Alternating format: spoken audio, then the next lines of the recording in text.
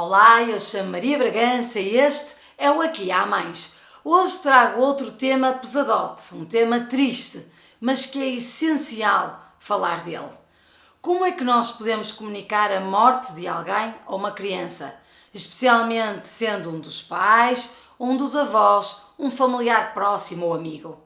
De que forma é que nós o podemos fazer para não tornar ainda mais pesada a notícia que a criança está prestes a receber? Fiquem atentos a este vídeo que pode ser que vos dê alguma ajuda. Até já!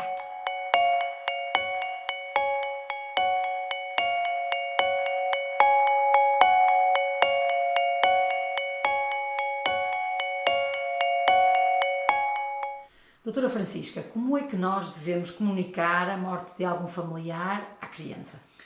A questão do luto na infância e capaz de ser um dos temas mais delicados com que eu trabalho, sobretudo quando estamos a falar da perda da mãe ou do pai, ou mesmo dos avós, que tantas vezes fazem tão próximos e que são marcadores essenciais da infância destas crianças. Claro que é sempre uma comunicação triste, não é? E nós temos que ter isto muito presentes, que de facto é um momento difícil para quem o vai partilhar.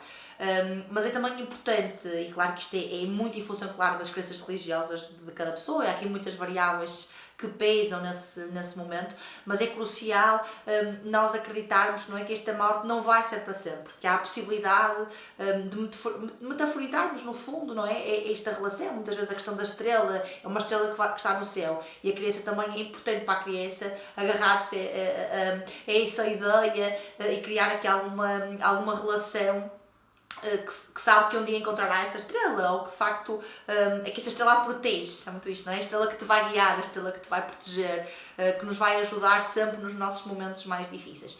Isto alivia e cria algum sentimento de esperança num momento tão difícil e tão delicado como este. Deve a criança assistir às cerimónias de despedida? Essa é uma das questões mais frequentes que eu tenho colocada pelas famílias. E aqui queria distinguir isto em dois momentos. Nas crianças mais pequeninas e naqueles que já são adolescentes e que estão numa fase de compreensão da morte importante. E depois há outros dois momentos também que são fundamentais falar. Um deles é quando há uma doença associada, portanto aqui há um pré-luto, há uma vivência daquilo que está a acontecer. No fundo há uma preparação. Há uma preparação. Nunca estamos preparados para perder o maior amor da nossa vida, não é? Mas de facto há sempre aqui uma gestão destas expectativas. E muitas vezes isto está-se nos hospitais, e há aqui numa fase como esta em que falamos de fins tão difíceis, é importante muitas vezes a última despedida para a criança, a última vez que aquela criança vai ver o avô. Claro que isto depende muito das situações, porque tem muito a ver com a imagem que nós queremos guardar, e isto tem muito a ver com o tipo de relações que se cria, mas é importante, sobretudo nos mais velhos, haver uma despedida para perceber. Às vezes nós não entendemos, não é? Quando é uma notícia de choque, mas estava tudo tão bem, como é que isto aconteceu de repente? Esta é uma ilusão muito difícil de se trabalhar.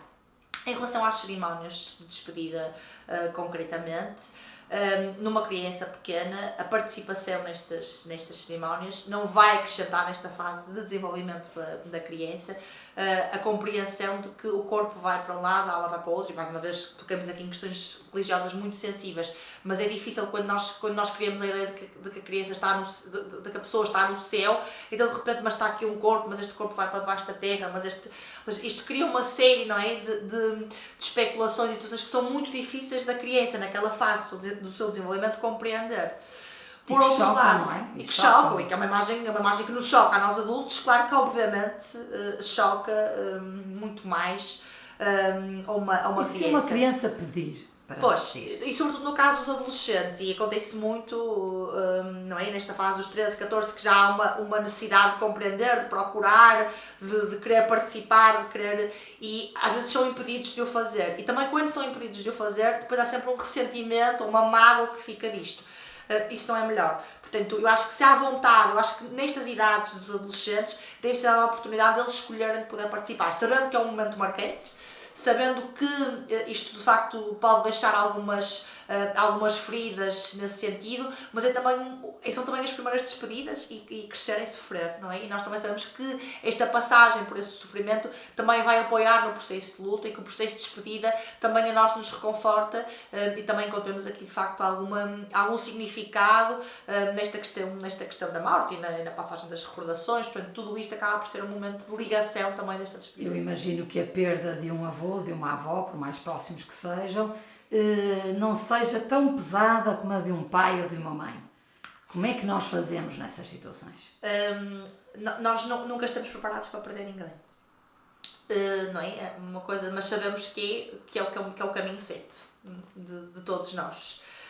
Claro que um avô e uma avó, e isto indo pela lógica longitudinal da questão, sabemos que um dia irá partir, não é? E é mais compreensível que parte o avô, que parte a avó, do que quando parte uma mãe ou quando parte um pai, não é? Não era esperado no percurso, neste percurso. Isto depois vai ter muito a ver também com as relações que estes elementos criaram com as crianças, porque no final, não é? O que fica aí no fundo esta questão, não é? A verdade que somos, aquilo que deixamos, aquilo que conseguimos de facto reproduzir. O que não era esperado que acontecesse é mais difícil de gerir. Aquilo que nós nos vemos preparando ao longo da nossa vida para aquele momento acaba por ser de maior aceitação e até de um certo guia, como eu dizia há pouco, não é? Sei que a minha avó me irá guiar, sei que o meu avô olhará por mim. Sou agradecida pela mensagem de infância e de reconforto que os meus avós me conseguiram passar. Isto também se trabalha muito, não é? Com as crianças e com os jovens. Quando é que nós sentimos que a criança pode precisar de um apoio extra? Portanto, de uma ajuda psicológica? Aqui, mais uma vez, voltamos muito à questão da reprodução dos adultos, na forma como os adultos vivem a morte dentro de casa. Isto há muita questão, não é? De haver uma fotografia daquela pessoa em casa, de haver uma oração que se faz, voltamos à mesma questão, ou de celebrar determinada data de alguma forma.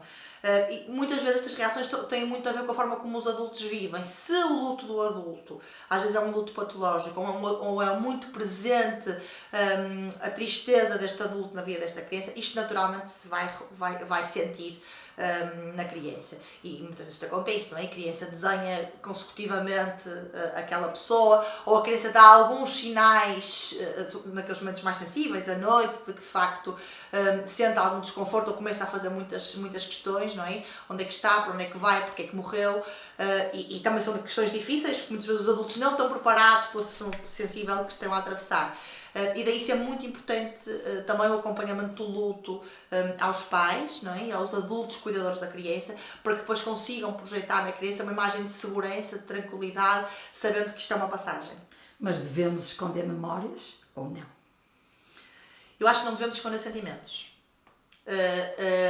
Nós temos que ser transparentes nos nossos sentimentos, mas também certos de que em muitos momentos nós temos que os filtrar, não é?